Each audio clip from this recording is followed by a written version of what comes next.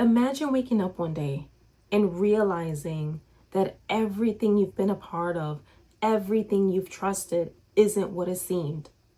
What if the community you thought was supportive and uplifting was actually a cult? I know it sounds crazy, but what if it's true? It all started in the fall of 2011 when I felt this calling to want to serve the Lord. Now, it wasn't something that supernaturally happened, that I just one day just had this awakening of wanting to serve the Lord. My mother was the one who introduced me to church. And my mom bought me a children's Bible, and she would read the stories to me at night. And she will also teach me how to pray. So everything started off as a child. I was introduced to the Lord. Now, fast forward to 2011. I was in my early 20s, and I always had it in the back of my mind, no matter what I did when I was living in sin, that I'm doing something wrong. I want to serve the Lord. I don't know how to, because living in New York City, there's so many churches pretty much on every corner you turn to. And I was very intimidated by that. I didn't know what to do. I didn't know how to approach going to church as a young adult. My late grandfather was engaged to this woman, and to keep a long story short on that, this woman introduced me to her son's church. We were having a conversation about me wanting to go back to church, but I didn't want to be judged. He's a young pastor, he was in his 30s, and that most of his members were young, around my age. That was really hard to believe because I was used to old school Pentecostal churches. But anyway, I decided to go and check it out. I was very nervous. However, I did trust her and decided to go visit this church. Now, I just want to put it out there that this pastor has nothing to do with what I'm going to reveal later on in the video. But I do want to include it because this was the beginning of what's to come. I visit this church. Everything was different. It seemed very modernized. There was a lot of hip hop, a lot of graffiti, very different things that I was not used to in a traditional church. I introduced myself to the new pastor. I let him know that I knew his mother and that his mom was engaged to my grandfather. All in all, I enjoyed going to that church in the beginning. I was very new. It seemed very different. There was a lot of people my age, so I felt okay in the beginning. Now, after I was baptized in that church, I noticed that the pastor allowed this self-proclaimed apostle to come and teach. Now, I don't really know the backstory behind that, but what I do know is that he was teaching and kind of taking over my former pastor's church. Seemed kind of odd, but let's continue. He was doing a lot of teachings that were very difficult. Like now he was bringing out this whiteboard and doing all these diagrams and teachings that I didn't really understand. And on top of that, I felt like I wasn't really learning. They didn't give any classes to new believers. And also, I never had a one-on-one with my pastor. So I didn't really get to know him that much. I felt lost because everyone had these titles. Everyone was a pastor, preacher, bishop this, prophet is that. Everyone had this title. Then I would say to myself, where do I fit in? Where do I belong? That was never answered to me. I was told that it wasn't my time to know what my calling was, whatever that meant. Anyway, back to this apostle. I remember him ministering a lot, prophesying a lot, always having a word for someone at every service. Now, I didn't attend every single service. There was something about that man that I wasn't really clicking with him spiritually. There was something off about this gentleman. Now, as this man continued taking over the service, I noticed a totally different shift. It went from a lot of teaching to a lot of prophesying and a lot of deliverance. Okay, so at this church, that's where I was introduced to the Deliverance Ministry. Now, what is a Deliverance Ministry? I have my laptop next to me, and I want to read you the definition according to Google. The definition of deliverance ministry refers to the practice of casting out demons or evil spirits from individuals believed to be afflicted.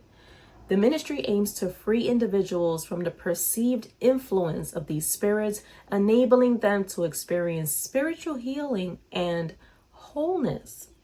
The primary focus is on casting out demons, which are believed to be supernatural beings that can negatively influence a person's thoughts, emotions, and behaviors.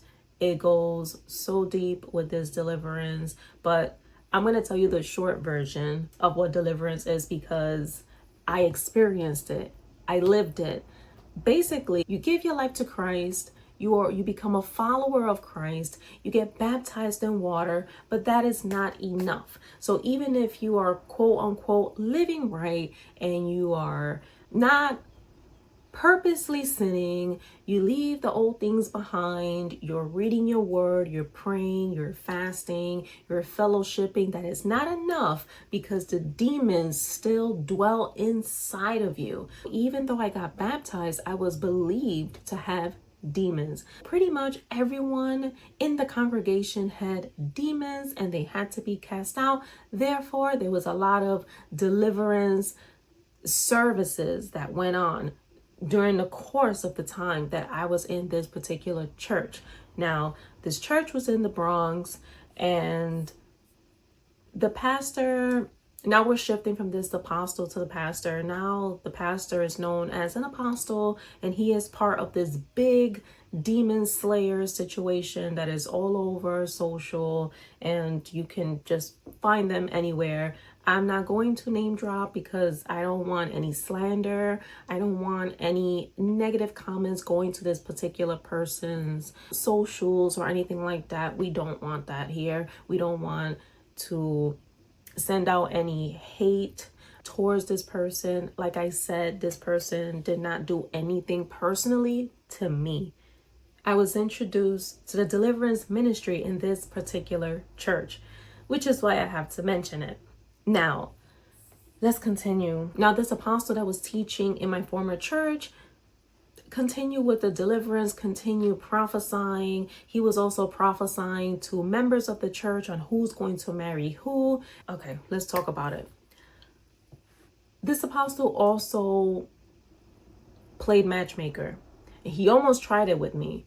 So when I was in this church, there were already couples my age in the ministry that were dating or engaged, and then after that they will be prophesied that no, this person is going to be with this person. So they were just like switching and swapping partners. Like I said, they tried to do that to me, but it didn't happen. Deliverance now became the main focus.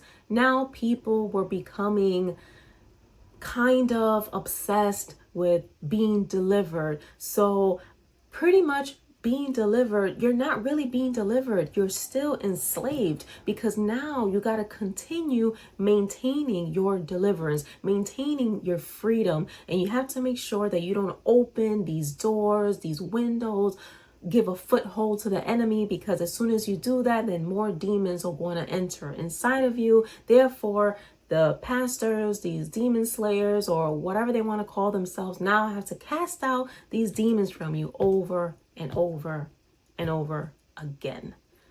At this church, they started, and when I say they, it was some of the members of the church, were referring to deliverance as floor ministry. Pretty much that means that everyone was looking forward to being slain in the spirit. They took a page off, and now I'm talking about the pastor and the apostle. They took a page off of Benny Hinn's ministry, because if you know about Benny Hinn, you know that he loved to have people slain in the spirit. He will remove articles of clothing and he will move them around because he had this anointing that even touching his clothing will make you fall and be healed. And so this is what these two people were doing at the time. They would take off their blazers, whatever they were wearing, a towel, a washcloth, and they would toss it at the members, and we would have to like fall, and be under something that's happening supernaturally. I never felt that in a church, but I had to fake it. I was very confused in this church. So not only was the deliverance very uncomfortable for me when I was in this church, but also I didn't really understand how there were elders in the church who were under 25 years old. So we had a lot of leaders in the church that were under 30. It didn't really make sense to me that if I had to seek prayer or I wanted to talk to somebody in a church, I had to go to an elder, but the elder was my age. I don't know. I was new. I was still a baby Christian, learning and growing, and a lot of the stuff just didn't make sense.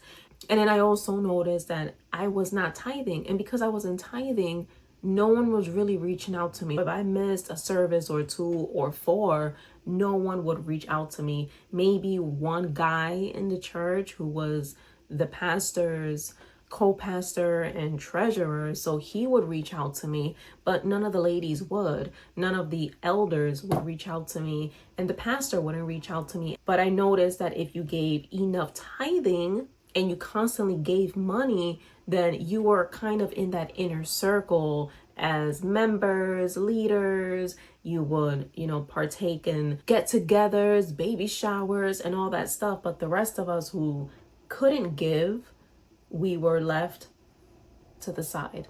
So one day I met someone who walked into my church and we hit it off. We were pretty cool. He came from another ministry. I felt comfortable enough to speak to him and we became friends because everyone else at the church, as I mentioned earlier, they all were either married, engaged, in a relationship, and they had these titles. You had your cliques, and I didn't belong. I was kind of like one of the rejects in the church. And so this person who was new, he would come visit, and this is the guy that the apostle tried to make it seem as though he sees something in the spirit that perhaps this man was going to be my husband. Not the case. This guy introduces me to his church and I was on board. I said, yes, I want to leave. I don't know what this is, this whole casting out demons situation. I'm really not having this one-on-one with the pastor. I am not growing spiritually. If anything, I want to stay home because I'm so confused. And so this person said, hey, I have a church that I go to. I was just coming here to visit because I have friends. That sounds great. He said, let's go. We can go on Sunday and you can come visit my church. I was so happy. I was like, yes, this is it. I get to leave this church and go somewhere brand new where no one knows me, where I can grow in my relationship with God and I can just study my word with understanding and I can have this wonderful, great pastor who is going to disciple us. I was so thrilled. I was so excited. I left my old church with the pastor, now apostle. I left that church and I walk into this new church. I am looking for the pastor. I see this woman walk in, and as she's walking in, you see everyone stop and they all standing at attention, just in awe of her presence. And this woman just starts walking down as if she's this queen. And I'm looking at her and I'm looking around. And checking where is the pastor. And when I whisper to my brother in Christ, I say, hey, where's the pastor? He tells me, you're looking right at her. I couldn't believe my ears and my eyes. A woman pastor? Let me rephrase that. A single woman pastor running a church? Wait, let me rephrase that again. A divorced woman who is now single pastor running a church? But I'm going to end it right here. You don't want to miss out on part 2. Thank you.